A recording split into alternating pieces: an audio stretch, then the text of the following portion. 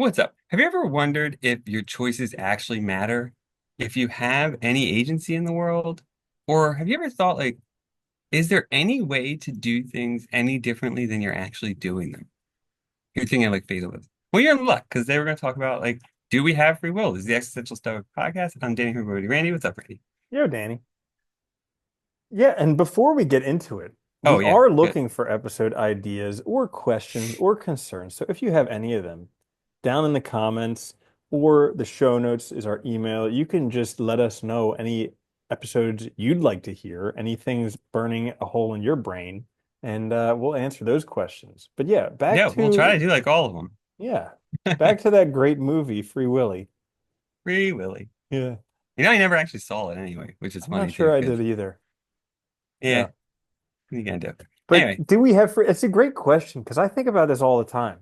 Because, okay, so looking back on life, there's no way you could have done anything differently. But looking no, because you forward, did it. is there a possibility you could do it differently? That's the question.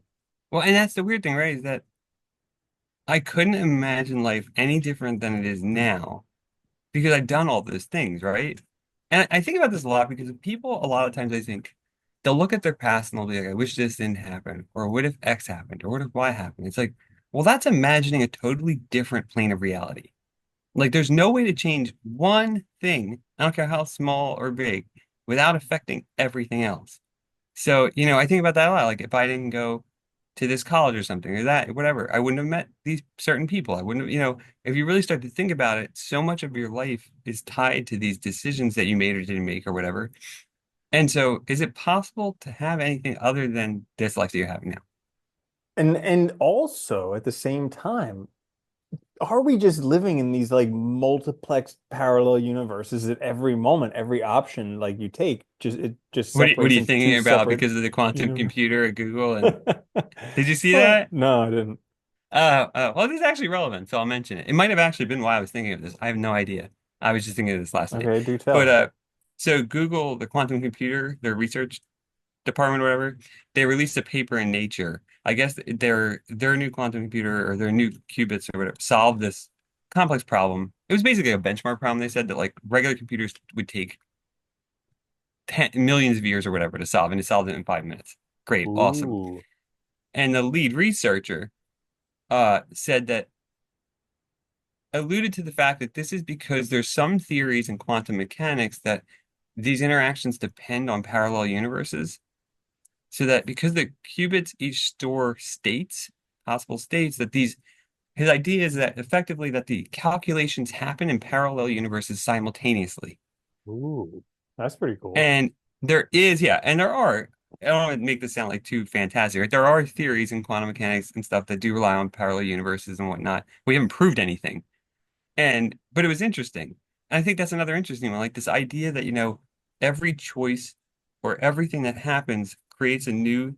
So if you have two choices between two things and you do A instead of B, B was still an option. So there is a path where you chose B, right?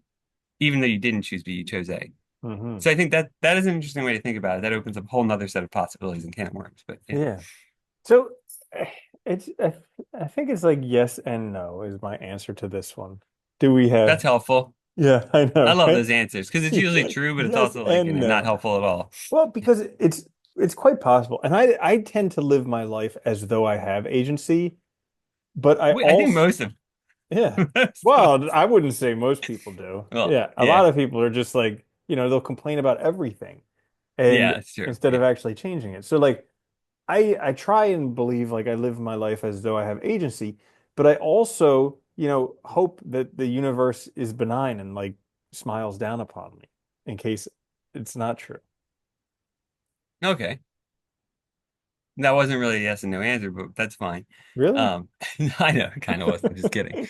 Yeah, well, it's a tough one, right? Because like, so there's a in philosophy, there's a view called compatibilism where they argue that free will is compatible with determinism, right? Causal determinism.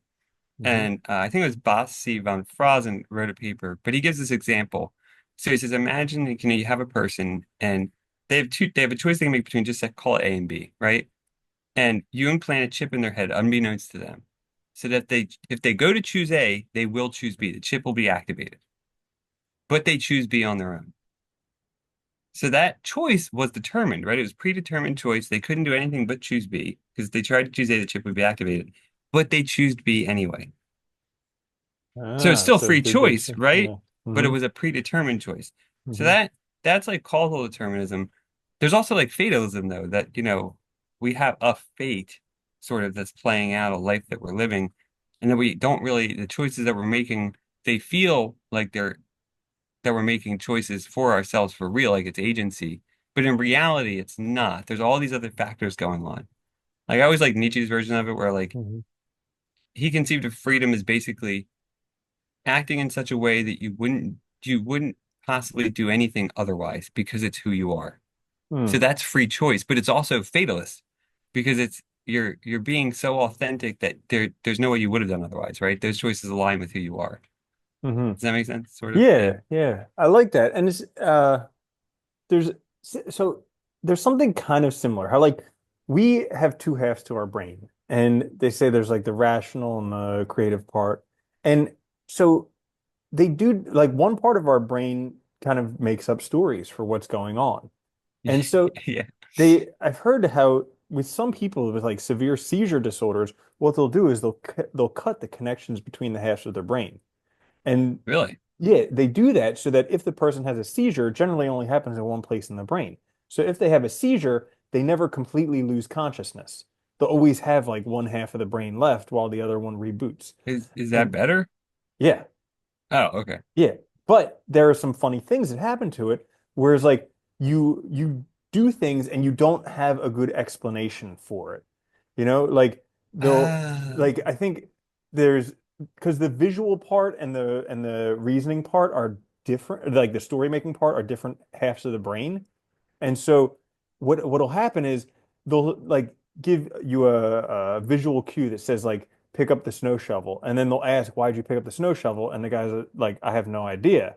And or like there was another experiment where they showed him a picture of a naked woman, and he just started grinning from like ear to ear, and they're like why are you smiling? He's like I have no idea why I'm smiling, doc, but let's keep up doing this exercise. I love it. that's interesting. So it's like your ability to rationalize and storytell is disconnected from the things you're doing. Yeah, so Well, maybe that's this whole idea of like, do we have, are we able to, do we have choice is kind of just a story we tell ourselves. Like, well, that's I think is accurate, right? That we are, look, at the end of the day, we're meaning makers, right? We want to understand ourselves, our world, we want to make it intelligible to ourselves, right? We want to make sense of these things. And we do that by telling stories, by rationalizing, by explaining things. And it's interesting how many, if you think about it, this always interested me. Like if you look at all the people in the world, all the different stories that they're telling about the same stuff, and it makes that stuff so wildly different based on the perspective you're looking at it from, because that narrative looks at it very differently. That always fascinated me. Like, because it just shows you that like so much of what we think is actually real in the concrete world is just interpreting the same data a slightly different way. hmm, And I think that's interesting because that also could explain our problem with like agency and free will and understanding, which is it's more the story that we're telling ourselves about ourselves that maybe after the fact of the choices and events happening. yeah. Yeah, because Yeah. it's not like Epictetus said it's not what happens to us in this world. Epictetus. Epictetus? Their However names are you hard to pronounce pronounce, yeah, I know. whatever. Yeah. It's not what happens to us in this world, it's what we tell ourselves about it, the story we make up about it. And Yeah. yeah, that could be it. Like, because you see this with like these narcissists and the sociopaths who like literally believe they're God's gift to the earth. And it's like, well, I mean, clearly that's not true, but they believe it's true. So, you know, Yeah. they would probably just tell themselves that, yeah, I wanted it to be this way and yada yada yada. Yeah. No, I think that that is accurate, right? I mean, what we tell ourselves becomes the reality that we also experience, which is really interesting. But I think the interesting thing about this too is because I think when you think about your choices that you make and all, it's easy to, it's easy for a lot of people to fall in that victimization mindset, right? Where like you have no control over anything, and then so you're not making choices. but you can tell yourself a story where you can make choices too. And I think it's a much better approach. Whether we have free will or not is almost immaterial, right? What matters more is that we have a story or a narrative that gives us that ability to have agency. Because then with it, we can at least try to change our life, and at least try to have some responsibility for who we are and for what we're doing. Hmm. That's a good point. Because I mean, if it was really I mean, if it was all determined, there would be no reason to do anything, and you would still do stuff, Hmm. right? Yeah. Yeah. Yeah, it's a tricky question, and I don't know the answer to it, but it's like pretty much everything we still don't know. I All mean, hard questions. We don't. yeah, I mean, I'd always think about what happens after death, before death. I mean, you think about all these people that are still imprinted in your brain. Like I'm still trying to impress my grandfather, and he's been dead for over a decade. And like all this stuff that's imprinted in my brain, like there was a moment where he clicked from alive to dead. And like what Yeah, happened, you know? yeah. It is weird, but but the funny part is that you're still trying to impress him because he had such a huge influence on who you are that that's still a way of you sort of telling the story to yourself, right? Hmm. And it's still a way of like honoring him and he's still living with you in a sense. I always find that really interesting too. It's like, we wouldn't be the people we are without those people, but then they're just gone. It's really weird. Yeah. Yeah. And that's gonna be us someday. Yeah. Well, that's the other side of it, right? Which is that, I mean, at the end of the day, what does our actions really matter? I mean, the sun's going to burn out, the earth's going to be gone, Yeah. eventually, Yeah. at some point, there'll be nothing. I had a friend who went to a monastery not too long ago, and when he came back, I mean, he seemed like a changed man, and he was like a lot more relaxed. And I was like what happened to you there? What did you learn? He's like, I basically just learned that none of it really matters. And I was Nope. like, what? That's so cool.